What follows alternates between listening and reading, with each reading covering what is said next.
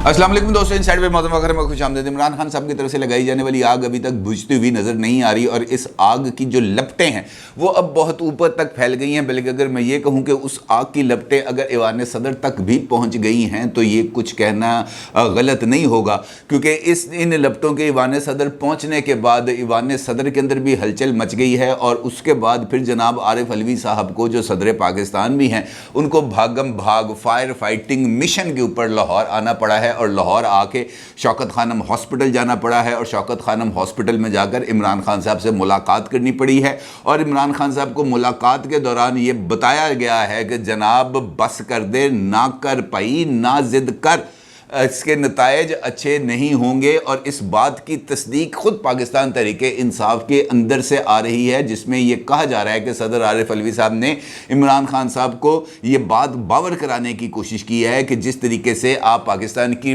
Premiere spy agency को target कर रहे हैं, इसके बहुत ही ज़्यादा संगीन नतायज आ सकते हैं। बल्कि अगर ये कहा जाए कि आपकी पॉलिटिक्स को भी इससे ऊपर बहुत ज़्यादा धचका पहुँच सकता है तो ये गलत नहीं होगा।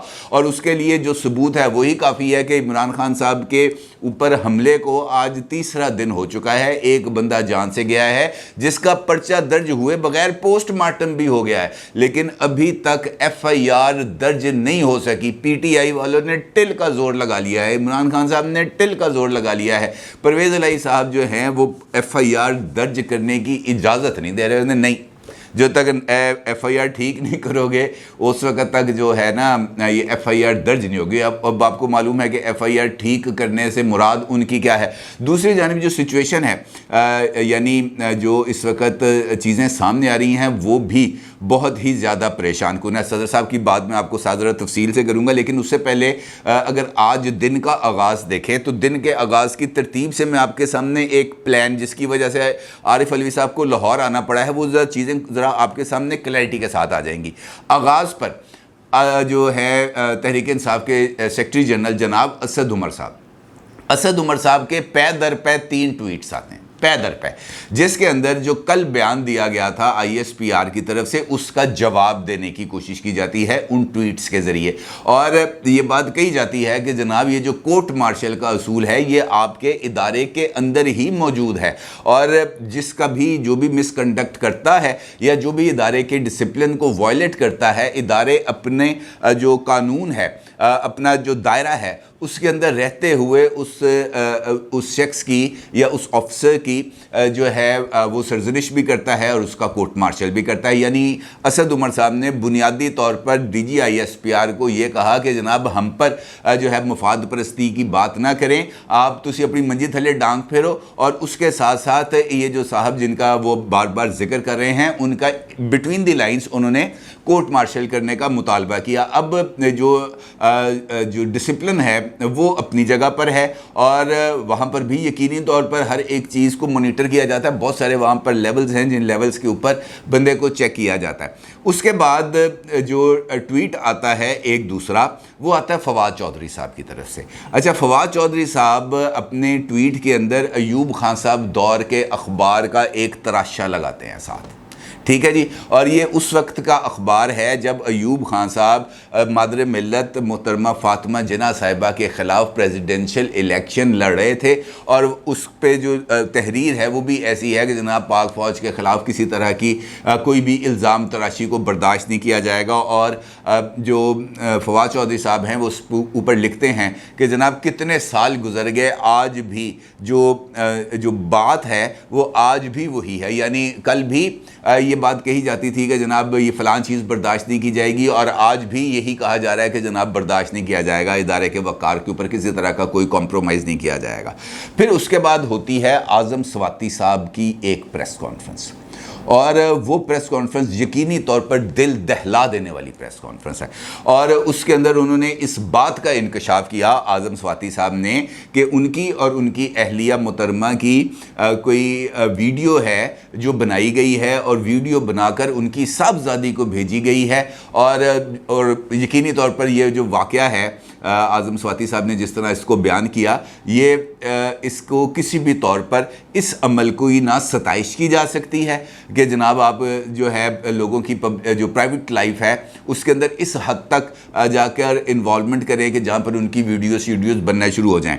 البتہ ان کی جو میں نے آپ کو بتایا کہ اگر ان کی یہ بات درست ہے تو پھر اس کے اوپر نہ صرف باضابطہ طور پر تحقیقات ہونی چاہیے بلکہ جو اس کے جو مرتکب افراد ہیں ان کو قرار واقعی سزا ملنی چاہیے۔ اور اعظم سواتی صاحب نے اپنی پریس کانفرنس کے اندر خود اس بات کی تصدیق کی ہے کہ جب ان کی صاحبزادی نے ان سے رابطہ کیا تو انہوں نے کہا کہ جناب میری تو ساری زندگی تم لوگوں کے سامنے ہے، میں تو رات 9 بجے سو جاتا ہوں، 3 بجے اٹھتا ہوں، آ کے تہجد کی نماز پڑھتا ہوں، پھر اللہ کی عبادت کرتا ہوں، پھر فجر کی نماز پڑھتا ہوں۔ یعنی ان کا یہ کہنا تھا کہ میری لائف کے اندر اس طرح کی چیزوں کی کوئی گنجائش نہیں ہے۔ اور انہوں نے کہا کہ میں نے اپنی صاحبزادی سے کہا کہ اب چونکہ ٹیکنالوجی بہت زیادہ آگے بڑھ چکی ہے لہٰذا یہ ٹیکنالوجی کا استعمال کرتے ہوئے بھی اس طرح کی کوئی ویڈیوز بنائی جا سکتی ہیں، اور یقینی طور پر ایسا ہی ہوگا، اس کے اندر کوئی دو رائے نہیں ہے۔ پھر اس کے بعد اعظم سواتی صاحب جہاں سے مجھے میرے تھوڑا سا جسے آپ کہہ سکتے ہیں نا مشکوک ہوا، وہ تھا ان کا انکشاف کہ وہ گئے اپنی اہلیہ کے ساتھ کوئٹہ، اور کوئٹہ کے اندر جو جوڈیشل کامپلیکس ہے وہ وہاں پر ان کا جو کوئی گیسٹ ہاؤس ہے وہاں پر ٹھہرے، اور ان کی رہائش کا جو بندوبست ہے وہ کیا چیئرمین سینٹ جناب صادق سنجرانی صاحب نے۔ اب انہوں نے یہ نہیں بتایا کہ یہ جو ہے کہ کب ہوا، آج سے سال پہلے ہوا، 1.5 سال پہلے ہوا، لیکن جو مانی جاتی ہے بات ذہن میں جو آتی ہے وہ یہی ہے کہ جو ہے اعظم سواتی صاحب ان کو سینیٹر بنے ہوئے 3 سال ہوئے ہیں، تو لہٰذا یہ جو بات ہوئی ہوگی یا یہ جو ویڈیو ہے جو اس کو ریکارڈ مبینہ طور پر کیا گیا ہے یہ اسی پیریڈ کے درمیان ہوگی۔ اب یہ جو کوئٹہ والی بات ہے نا جی، اس کے اندر یہ سب سے زیادہ حیران کن بات ہے کہ کوئٹہ کا ویڈیو کے حوالے سے ذکر کیوں کیا گیا، یہ ایک پہلا سوال ہے۔ دوسرا سوال ان کی جو خود ان کی اپنی پریس کانفرنس ہے جو اس کے نتیجے میں پیدا ہوتا ہے، وہ یہ کہتے ہیں کہ یہ جو ویڈیو ہے وہ ان کی صاحبزادی کو بھیجی گئی ہے ان کے واٹس ایپ کے اوپر ان نون نمبر سے۔ اب سارے چونکہ اس وقت ہم تمام لوگ ایسے ہیں جو واٹس ایپ استعمال کرتے ہیں، کوئی ایسا نہیں ہے جس کو واٹس ایپ استعمال نہیں کرتا۔ اب ان نون نمبر سے جس کے اوپر لکھا ہوتا ہے نو نمبر، اس کے ذریعے واٹس ایپ کے اوپر میسج بھیجنا، یہ والی راکٹ سائنس میری سمجھ میں نہیں آئی، کیونکہ اگر کسی نے آپ کو واٹس ایپ پہ کال کرنی ہے تو وہ آپ کے اپنے پرائیویٹ نمبر سے آپ کے اس کے اوپر فون کرے گا، 030003210333 اس قسم کی کمپنی کے جو ہے وہ کوڈ کے ساتھ آپ کو کال کرے گا۔ نو نمبر سے واٹس ایپ کے اوپر کال ریسیو نہیں ہو سکتی، کیونکہ نو نمبر تو سانوی بھی کئی دفعہ کال آئی ہیں لیکن نو نمبر سے واٹس ایپ کے اوپر کال نہیں آ سکتی۔ اچھا، یہ 2 سوال ہیں جو بہت زیادہ کرٹیکل سچویشن کے اندر پیدا ہوئے۔ اب یہ کوئٹہ والی بات کا اگر میں آپ کے ساتھ شیئر کروں تو یہ کوئٹہ کا ذکر کیوں آ رہا ہے، آپ کو میں 2 دن پیچھے لے کے جاؤں گا جب اسد عمر صاحب نے اور میاں اسلم اقبال صاحب نے کی تھی پریس کانفرنس، اور اس کے اندر یہ حملے کے بعد عمران خان صاحب پر وزیر آباد پر ہونے والے اٹیک کے بعد۔ اچھا، اس پریس کانفرنس کے اندر انہوں نے 3 لوگوں کے نام لیے تھے۔ ایک انہوں نے کہا تھا جی عمران خان پر جو حملہ کرایا گیا یہ ایک سوچا سمجھا منصوبہ ہے، 3 لوگ اس کے اندر ملوث ہیں۔ 3 لوگ کون ہیں؟ شہباز شریف صاحب، رانا ثناء اللہ صاحب اور موجودہ ڈی جی سی۔ انہوں نے کہا جناب یہ 3 لوگ ہیں جو اس کے اندر ملوث ہیں، ٹھیک ہے کوئی بات۔ اب پھر عمران خان صاحب نے کل پریس کانفرنس کی، انہوں نے بھی ان 3 اصحاب کا نام لیا اور کہا کہ جب تک یہ 3 لوگ استعفیٰ نہیں دیتے ان کی جماعت کا احتجاج جو ہے وہ جاری رہے گا، اور پھر کل بھی احتجاج ہوا، آج بھی احتجاج ہو رہا ہے۔ اچھا، اس کے بعد یہ پتہ چلا کہ یہ جو ہے ڈی جی سی یہ 3 مہینے پہلے اپوائنٹ ہوئے ہیں موجودہ عہدے پر، اور اس سے پہلے وہ بریگیڈیئر رینک پر تھے، کیونکہ بریگیڈیئر کے بعد ہی بندے نے میجر جنرل بننا ہوتا ہے، درمیان میں یہ تو پاسبل نہیں ہے۔ محیط پیر زادہ مجھے یاد آ گیا، ابھی تھوڑے دن پہلے ان کا ایک اسی حوالے سے ایک ویڈیو آئی تھی جس میں انہوں نے کہا کہ جناب سیدھا ہی بریگیڈیئر سے سیدھا ہی پروموٹ کر دیا فیصل نصیر صاحب کو جو ہے بریگیڈیئر سے میجر جنرل۔ بھائی بریگیڈیئر سے بندے نے میجر جنرل ہی بننا ہے، بریگیڈیئر سے بندے نے کیپٹن تھوڑی بننا ہے، اس نے میجر جنرل ہی بننا ہے۔ خیر، تو پھر یہ بات سامنے آئی کہ جو ہیں فیصل صاحب یہ انہوں نے، چونکہ میں نے آپ کو پچھلی ویڈیو کے اندر بتایا تھا کہ یہ کیریئر انٹیلیجنس آفیسر ہیں، اور ان کی انٹیلیجنس میں بہت زیادہ خدمات بھی ہیں, انہوں نے بہت زیادہ مشنز کو بھی اکمپلش کیا ہے, اور اس کی بے شمار گواہیاں اب آ رہی ہیں. سرفراز بگٹی صاحب نے ٹویٹ کیا ہے, وزیر اعلیٰ بلوچستان جو ہے عبدالقدوس بزنجو ہیں, جام کمال ہیں, بے شمار لوگ ہیں جو بلوچستان کے اندر رہ چکے ہیں, کیونکہ جو موجودہ ڈی جی سی ہیں انہوں نے اپنی سروس کا بہت اچھا حصہ جو ہے وہ بلوچستان کے اندر ہی گزارا ہے. ٹھیک ہے جی. اور یہ بھی اطلاعات ہیں کہ یہ سیکٹر کمانڈر بھی رہ چکے ہیں کوئٹہ کے ISI کے. تو اس کا مطلب یہ دو چیزیں, اب اگر آپ میری بات کی تہ تک پہنچیں کہ خاص طور پر کوئٹہ کا ذکر کیوں کیا گیا, کیونکہ کوئٹہ کا لنک الٹیمیٹلی آج نہیں تو کل یہ جا کے جوڑا جائے گا موجودہ ڈی جی سی کے ساتھ, اور اس کے علاوہ اس بات کا کوئی اور منطقی پہلو میری سمجھ میں نہیں آتا. ادروائز خاص طور پر جوڈیشل کمپلیکس اور پھر جو ہے صادق سنجرانی اور کوئٹہ کا ذکر نہ کیا جاتا. اس کا مطلب یہ ہے کہ یہ کہنے کی کوشش کی گئی ہے کہ کوئٹہ کے اندر ہر ایک چیز کو ریکارڈ کیا جاتا ہے, اور پھر اس پریس کانفرنس کے بعد شہباز گل صاحب کا ایک ٹویٹ سامنے آتا ہے جس کے اندر وہ یہ کہتے ہیں کہ صرف جوڈیشل کمپلیکس میں اعظم سواتی نہیں رہے, بہت سارے جج صاحبان بھی وہاں پر رہائش پذیر رہے ہیں, تو کیا ایسا ممکن ہے کہ ان کی بھی کوئی ویڈیوز تیار کر لی گئی ہوں. اب آپ یہ سمجھیں, یہ جو سیکوینس ہے, یہ سیکوینس کیا ہے؟ اسد عمر صاحب کے 3 ٹویٹس, فواد چودھری صاحب کا ٹویٹ, اعظم سواتی صاحب کی پریس کانفرنس, اور اس کے بعد شہباز گل صاحب کا ٹویٹ, اور اس کے اندر عدلیہ کو بھی انوالو کرنے کی کوشش, یہ کہتے ہوئے کہ جناب تسی بھی تے جا کے اتھے رہندے سو. اب اس کا مطلب یہ ہے, میری نظر میں اس کا مطلب یہ ہے کہ ان چیزوں کو ایک خاص لنک کے ذریعے جوڑا جا رہا ہے, اس کے علاوہ اس کا کوئی اور مقصد نہیں ہے, کیونکہ اس وقت جو ٹارگٹ ہے وہ پاکستان کی پریمیئر سپائی ایجنسی کے علاوہ اور کوئی نہیں ہے, کوئی اور ٹارگٹ نہیں ہے.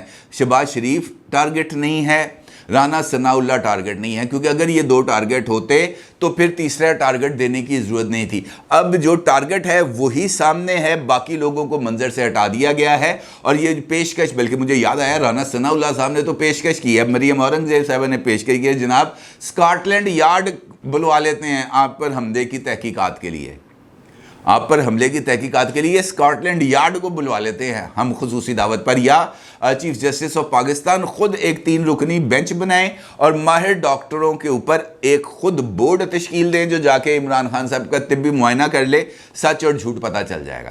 اس کا مطلب یہ ہے کہ بہت ساری چیزیں ایسی ہیں جو چل رہی ہیں, کیونکہ یہ گولی کا معاملہ بھی بہت زیادہ ڈسکشن میں آ چکا ہے, کیونکہ جب لگی تھی تب یہ کہا تھا کہ 1 گولی لگی ہے, پھر پتہ چلا 2 گولیاں لگی ہیں, پھر فیصل سلطان صاحب آئے سامنے, انہوں نے کہا جناب گولیوں کے وہ جو ذرات ہیں وہ ان کی ٹانگ پہ لگے ہیں, پھر یہ کہا گیا کہ نہیں جی 4 گولیاں لگی ہیں, پھر کل جب دکھایا گیا تو وہ 2 بلٹس دکھائے گئے, پھر اس کے کچھ ٹکڑے دکھائے گئے, پھر جو ہے زخم کے باوجود پلستر کر دیا گیا ٹانگ پر. بہت ساری چیزیں ایسی ہیں جو چل رہی تھی. اب بنیادی ٹارگٹ کیا ہے وہ میں نے آپ کو بتا دیا. میری نظر میں ہو سکتا ہے میں غلط ہوں, لیکن اگر اس وقت ہم اس چین کی کڑیوں کو جوڑیں تو یہ کڑی اسی طریقے سے بنتی ہے کہ ٹارگٹ کرنا ہے عمران خان صاحب کے نیریٹو کو سٹرونگ کرنا ہے, عمران خان صاحب کے نیریٹو کو آگے بڑھانا ہے, اور عمران خان صاحب کے نیریٹو کو آگے بڑھانا اس کے علاوہ اور کوئی چارہ نہیں تھا, کیونکہ جب تک اعظم سواتی صاحب نے نام نہیں لیے تھے اس وقت تک جو ہے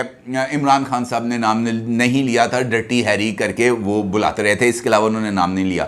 جب اعظم سواتی صاحب نے لاہور میں جب عمران خان صاحب نے لانگ مارچ کا آغاز کرنا تھا اس سے پہلے اعظم سواتی صاحب نے پریس کانفرنس کر کے نام لیے, جس کے بعد عمران خان صاحب نے جب یہاں سے لانگ مارچ کا آغاز کیا, تقریر کی, وہاں پر انہوں نے نام لیا, تو وہاں سے اس کام کا باضابطہ طور پر آغاز ہونا شروع ہو گیا.